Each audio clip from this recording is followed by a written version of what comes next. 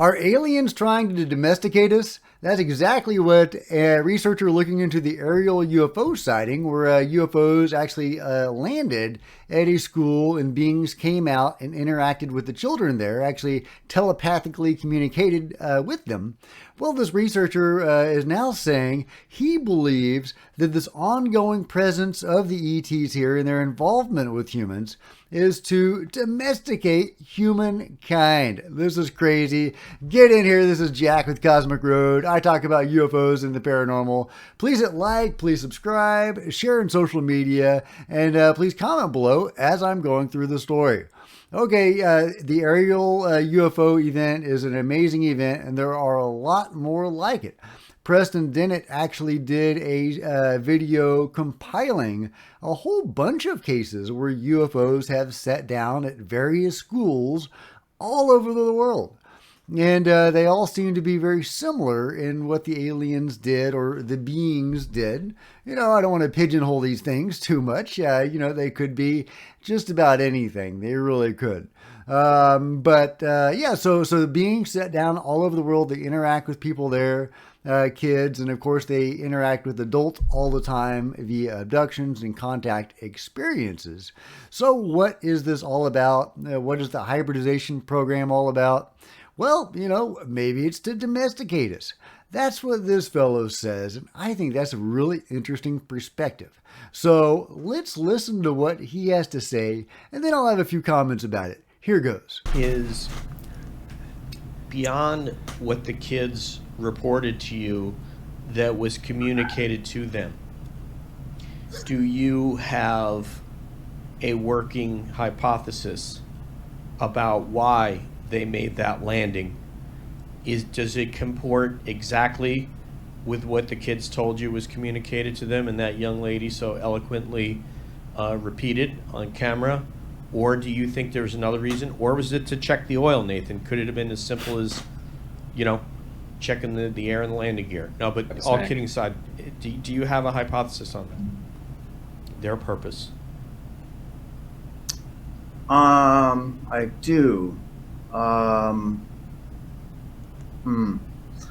So so I do believe that communication session, whatever happened there, I do believe that really happened. Sure. The but reason it's broader why, than that. Was it broader than that? Yeah. The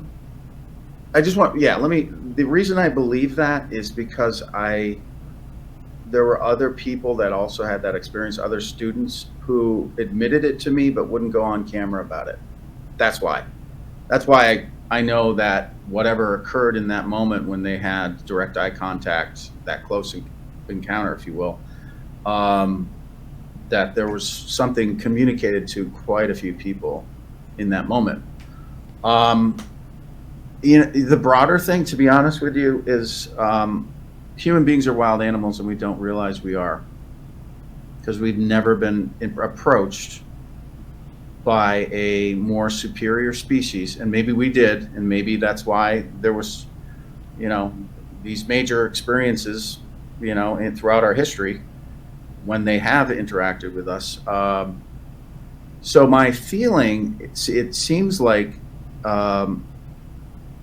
in a way a domestication program, in a sense, to sort of tame, because you can't grow and work with another species until you are not going to freak out with that other species. And this is a huge jump, a huge gap to bridge between this is my opinion. I'm just want to make it like my theory, my working feelings about this are, they're going to engage with us to try to get us used to them slowly, very, very slowly.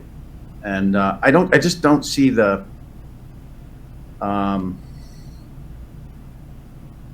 see a scientific interest. I see, one of the things I did was let's go look at it from a wider perspective. What's their perspective?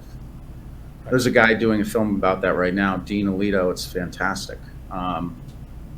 And taking that perspective and how they may be looking at us, where we're at. And if they can get to places like ours, obviously they've been around for an awfully long time. which makes the gap much bigger, which is going to make the fear even greater.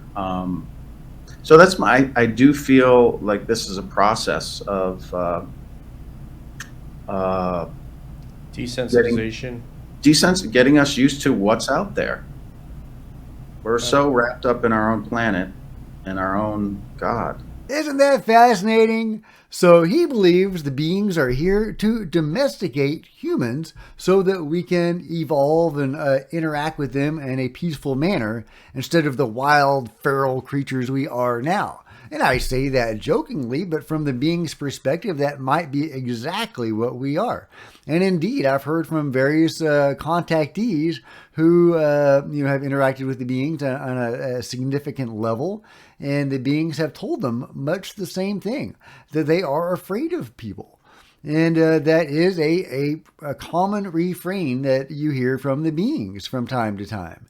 And, that could be true. Absolutely. I mean, they're little guys. They're highly civilized. And I say they're little guys. They come in all different shapes and sizes. But of course, the little guys are the ones that are probably most commonly seen.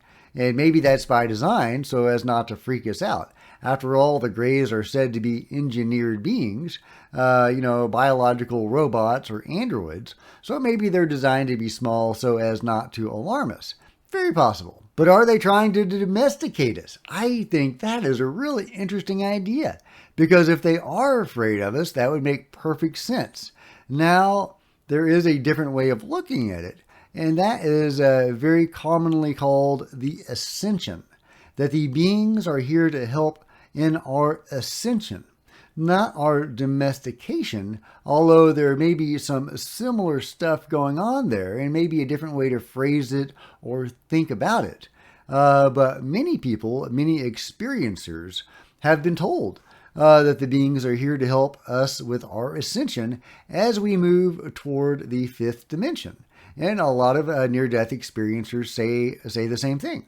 So, I think ascending to the fifth dimension was really popularized a lot by Dolores Cannon and Barbara Lamb and that sort of near-death research. But it comes up a lot in the alien abduction research as well. If you want to learn more about that, just go to YouTube or, just about anywhere and type in Ascending to the Fifth Dimension, and you'll see a whole bunch of videos pop up. There are books about it. There's lots of interviews with contactees and experiencers talking about it.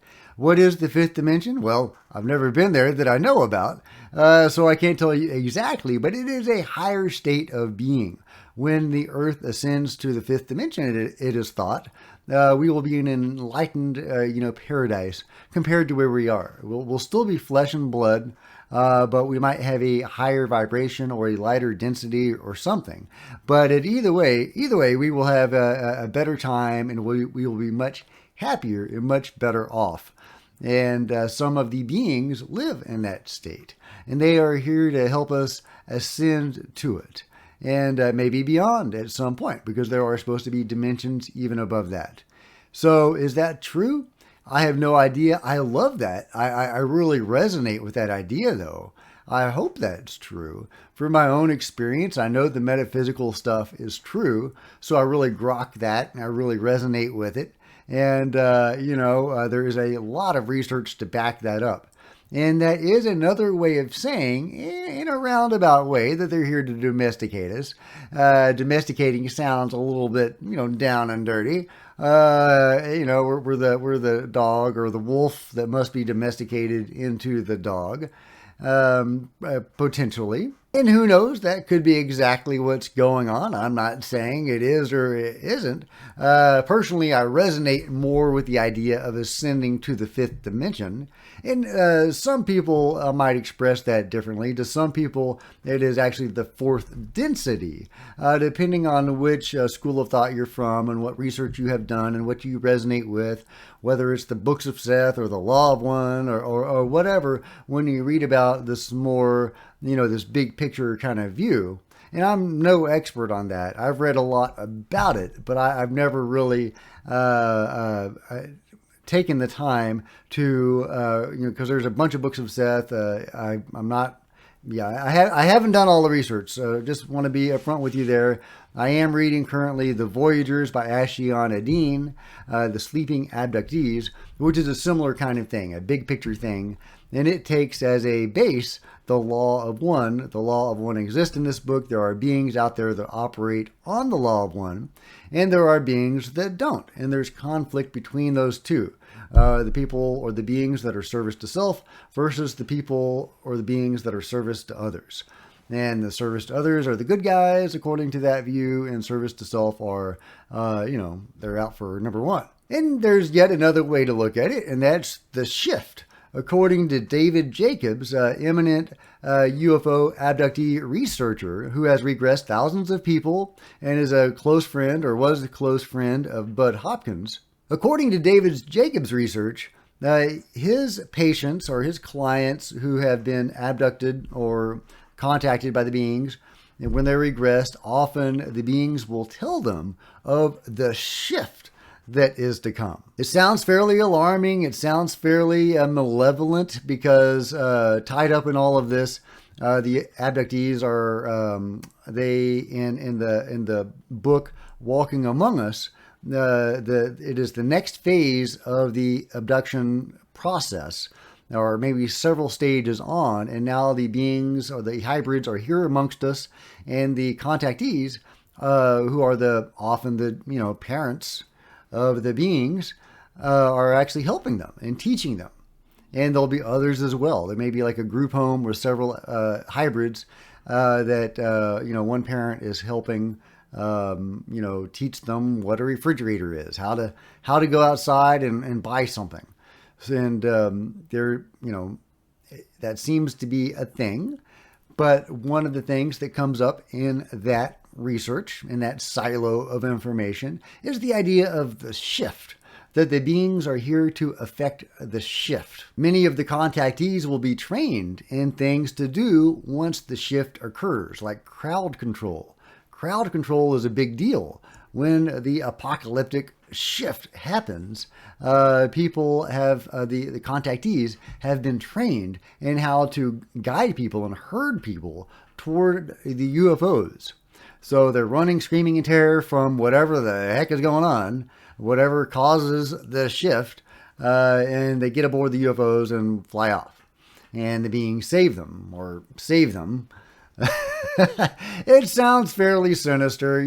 There are some good interpretations of it. You can put spins on it where it's actually a good thing. And some people say, oh, it's even worse than that they, are manufacturing the apocalypse and it's not real. And, there's holograms or whatever. And it's just a trick to get us aboard the ships for some nefarious purpose. So, I have no idea, guys, but there are a lot of modalities for this same sort of thing. Whether it's domesticating humans, ascending to the fifth dimension, or the fourth density, or the shift, and I'm sure there's others. It's a really interesting concept, but either way, the beings are here to affect this change. So what do you think, guys? Let me know in the comments below. Are we headed toward an ascension? Are we being domesticated? Are we going to be herded onto a UFO in the near future? I hope not. If we do, I hope they're very benevolent. I hope they've got a good TV aboard that UFO. Yeah, maybe a massage chair. You know what I'm saying? But anyway, let me know what you think. Please give this video a big thumbs up. I would appreciate it. And please share this video on social media when it drops. Please join me on Facebook and Twitter. Links are below. And subscribe and all that kind of stuff. And I'll see you next time. This is Jack with Cosmic Road signing out.